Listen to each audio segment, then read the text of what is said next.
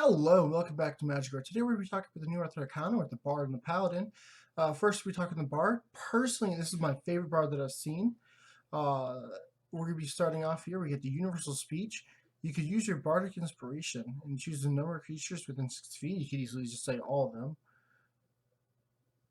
Oh no, my bad. Equal to the roll. So if you roll a d6, a 6, so on and so forth. So that's not quite as good as I thought it was, but still amazing. I still like it. Then uh, they understand you regardless of any language you speak and regardless of any language that they speak. And you have advantage on charisma checks to influence them. This is pretty much where you get your meme that bards seduce everything. Like, because until you get this, like, realistically, it wasn't that much different between a bard and a rogue for that kind of idea. But with this, you have advantage, doesn't matter what they are. You can have a Gallop Dur. This is a literal rock creature. And you have advantage on charisma checks to influence them. Bard, seduce, everything. Then we have here calm motions. They're just going to make it even easier to manipulate them. Undeniable logic. You could use your bardic inspiration, and basically you're putting them through a logical fallacy, or you're propping an ally up. And if you put them through a logical fallacy and you're like, nope, you're wrong, and then you just got to accept the fact they're wrong, and they're going to take psychic damage because of that, as well as have disadvantage on the next saving throw. Otherwise, you can prop one of your allies up and be like, hey, you got this, and they'll be like, this is why you got this. Nothing can stop you now. They're going to be gaining hit points, and you have advantage on the saving throw. And then, you see, Bardic Inspiration is probably my favorite feature of the Bard. And then most of the subclasses, they just have you toss around, have you do all these other things with the Bardic Inspiration. But this, it just doubles down on what it can normally do.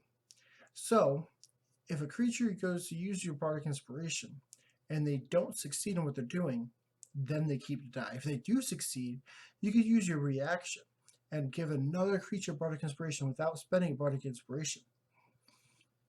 And this realistically can keep on going. And you can turn one Bardic Inspiration into a number equal to your Charisma modifier. If you have a 5 Charisma modifier, that turns one Bardic Inspiration to 5, and you still have 4 more. And you could easily do, you could easily spread it out, but that's like 9 Bardic Inspirations off of one short rest.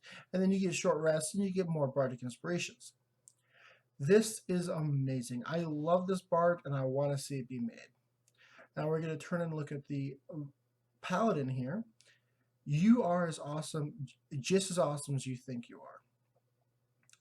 You're faster, you're better in every way.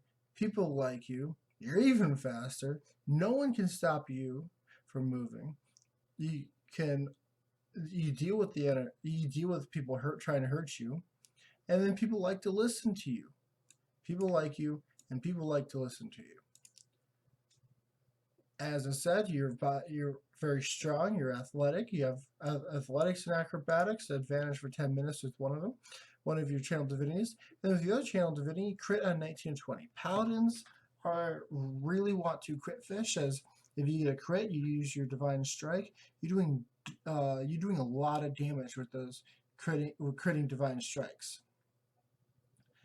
And then we're going to look at the mighty deed here.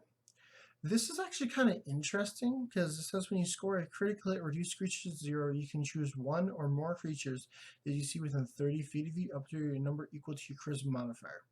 The interesting thing about that is at 7th level, this is normally when you get an aura, and with all other paladins, that will start at 10 feet, but this just goes straight to 30. I can see that maybe changing.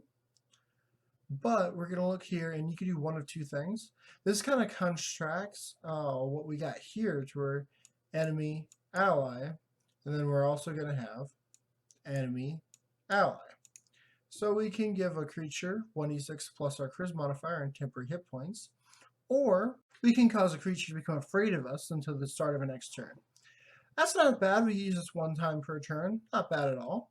Actually, quite like this. It can Even though it's only one time per turn, sure, but like that can keep that going turn by turn. If you're bringing people down, like that's gonna pretty much symbolize you're turning the tide of battle. People, the enemy is going to be afraid of you as a symbol on the battlefield, and your allies are gonna be bolstered up. You're like, yes, we got this. Again, you're the hero of this battle. You're the hero around. So if you're having something that makes you feel like you're gonna be turning the tide of battle, definitely fits the hero. And then we have glorious defense. When a creature you can see hits you with an attack roll, you can use your reaction to get a bonus to AC against that attack, potentially causing it to miss you. The bonus equals your charisma modifier. If the attack misses, you can make one weapon attack against the attacker as part of this reaction. You are basically saying to your enemies, like, how dare you even try to hurt the hero? I am the hero on this battle. How dare you try and do that? I will strike you down. And then we get a living myth. This is going to last for 10 minutes, once per long rest, just like most other 20th level abilities out of the paladin. The redemption paladin is a little bit different, but that's got its own flavor to it.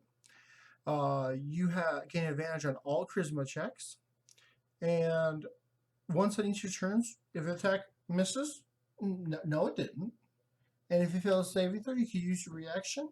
No, it didn't. And you're pretty much, it's kind of like how when someone tells a story and they embellish a story, but you're doing that in real time. I think, this is a 20 level ability, so just I'm okay with this being powerful. But if if it wasn't 20 level ability, it'd be crazy. But then at the same time, like, okay, advantage on all Christmas checks. Okay. Do we want to use this? I think that there's an interesting thing that comes out to where you got to make a choice. Do you want to use this out of combat, or in combat, or reactively to something happening, and then you just continue on like that? There's actually a lot of ways you could use this, and it has a lot of it just has a lot of uses, so it can come up in a lot of situations. I personally like both of these both these options for Unearthed Arcana. The last couple ones that I saw, there's things that I wasn't really on board with. Like, I like the Barbarian one that came out, but there's a few things that I was like, that could have been better. And the Monk, it was okay, but I was like, because they focused down on that, they didn't have too many active ways to use the key points. But I haven't had too many complaints about this. Like, it all fits, and I can really like the flavors of what we got here. So yeah, this is the Unearthed Arcana from this year. I'd like to hear any opinions people have in the comments. Y'all have a good day.